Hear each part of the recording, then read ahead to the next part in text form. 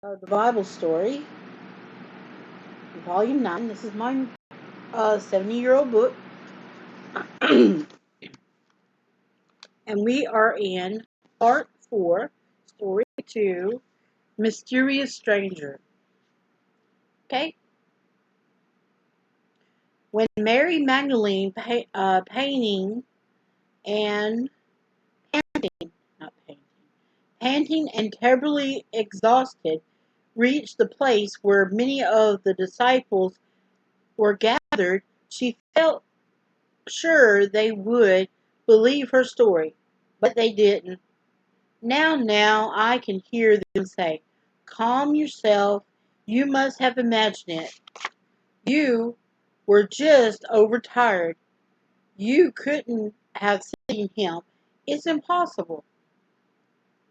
"But I did see him," cried Mary. "I did, I did." "Poor dear," said someone. You'll get over it." "But he talked to me. He called me Mary." Then explains the little skit, the series I'm watching.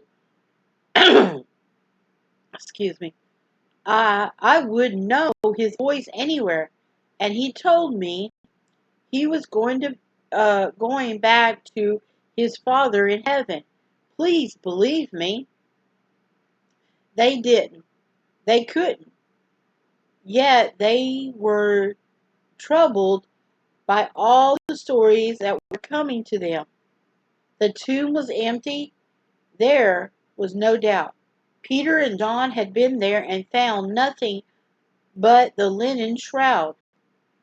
The body of their master had disappeared in the night. That was certain. Somebody had taken it. But who and why? Had the priest secretly buried it somewhere else so that the disciples would never find it? Had Pilate told the soldiers to get rid of it somehow to save any more trouble? All day they talked, thinking up one explanation after another. There was nothing else they could do. Most of them were afraid to go outdoors lest they should be arrested. So they waited around, hoping things would quiet down enough for them to slip out of town and be off to Galilee. By the by, two of them decided to risk it all and go home. They are Cleophas and his friend, who lived at uh, Emus, e, Emus, Emeous, only 8 miles from Jerusalem. Bidding farewell to the others, they started out. After passing through the city streets without trouble, they were soon out on the main highway. Their hearts were sad and their faces long. Everything had gone wrong. Both of them felt wretched and miserable. All their hopes had been built on Jesus, and now they had come tumbling down like a house of cards. When they had seen him riding into Jerusalem on a little colt, they had felt sure he was out to proclaim his kingdom, himself king of Israel. Instead, he had let himself be arrested and put to death like a common criminal. It was just too bad. And then has an illustration right here. It's a Remy. And it just, you know, has an illustration. And it looks like there's a woman there. There's them talking over, you know. That must be Mary. And they're telling her, no, no, no, no, no. Okay.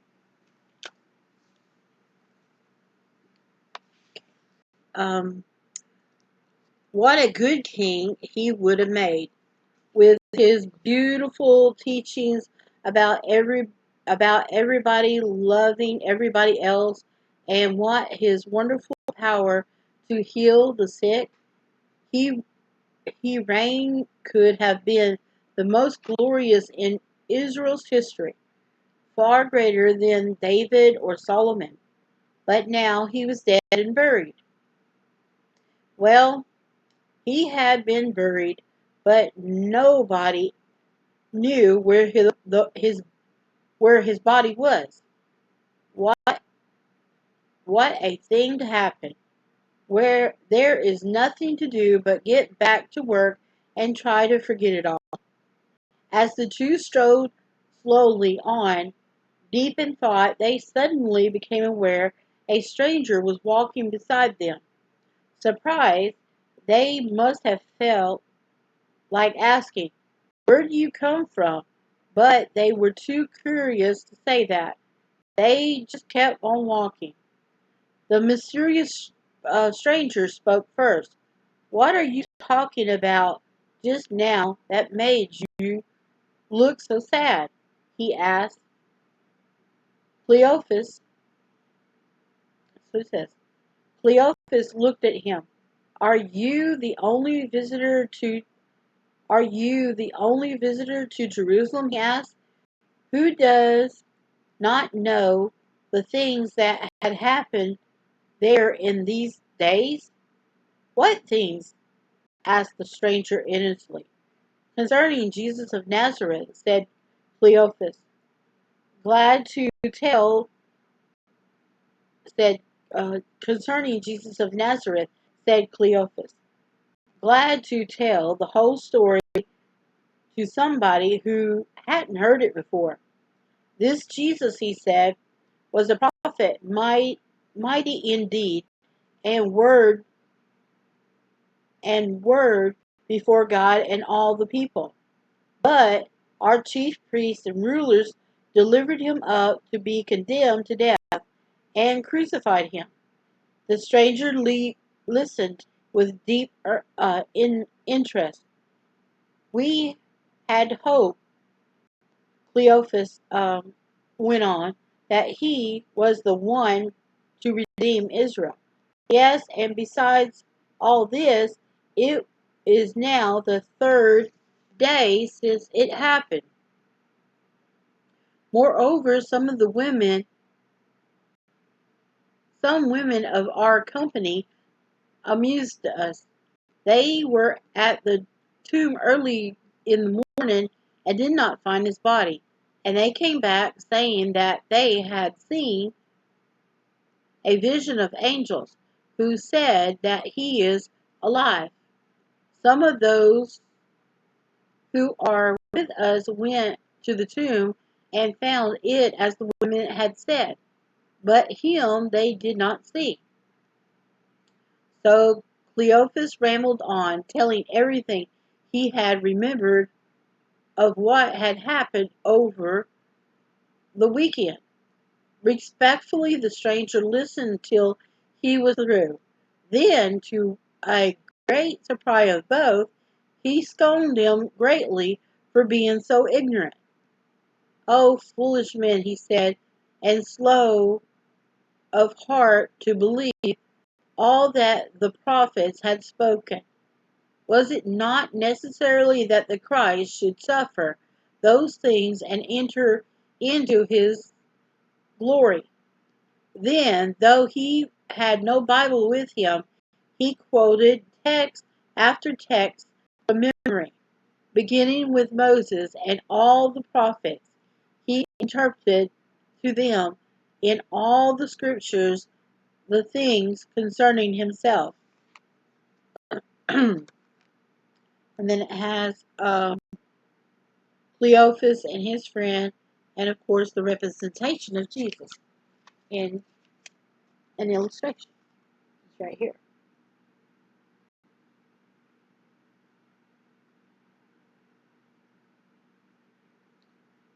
I didn't see who signed it. If you give me a second. get a good memory of what it looks like. And yeah, it's a Remy, a Harold Remy. Okay. And let's get back to the story. What a wonderful Bible story that must have been. 7 whole miles of it, with the 2 disciples marveling at the amazing knowledge of this new found friend. As they drew near to Emmaus, the stranger made as though he was going further, but the others, who had enjoyed his company so much, would have none of it. Stay with us, they urged him, for it is towards evening, and the day is now far spent. So the stranger stayed for supper, and Cleophas asked him to say grace, while he was which he gladly did. Then it was as he took the bread and blessed and broke it and gave to them that they recognized the Savior. Jesus, Master, they cried, but he was gone.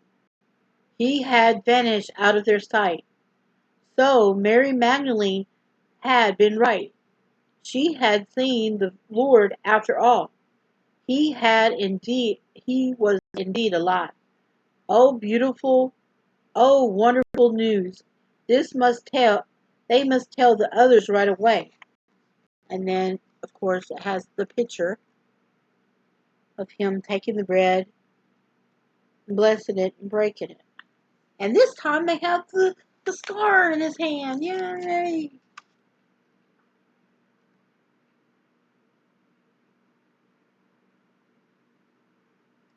And this time definitely had the scar in his hand.